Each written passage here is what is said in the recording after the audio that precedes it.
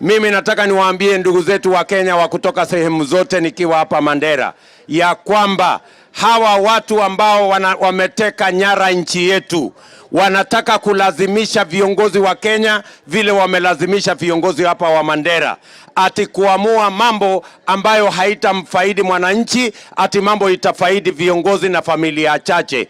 Mimi nataka niwaulize watu wa Mandera, mnataka tutengeneze serikali itakayoshughulikia wananchi wote wakiwemo wa Mandera, ama mnataka tutengeneze serikali ya mabwenyenye wachache ambayo italinda maslahi ya watu wachache? Mnataka ya wananchi ama ya watu wachache? Na mimi nataka niwaambie hawa watu tutawashinda mapema. Walituambia ya kwamba William Ruto hatakuwa kwa debe, wakatuambia ya kwamba hatutafika kwa hii uchaguzi. Si IEBC wameweka jina letu kwa mambo ya debe ya tarehe 9 mwezi wa 8?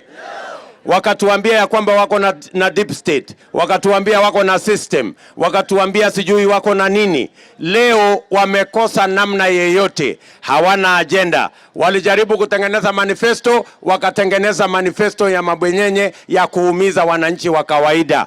Sasa kwa sababu wamekwama, system imekwama, deep state imekwama, manifesto yao imekwama, wameenda kumanufacture ati opinion poll, ati ya kusema ya kwamba sijui wataendelea namna gani. Wameenda wakasema opinion poll. Mimi nataka niwaambie watu wa Mandera na watu wa Kenya, hawa watu tumewashinda na njia zote.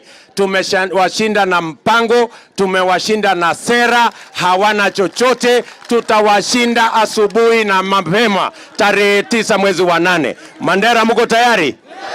Mandera mko tayari?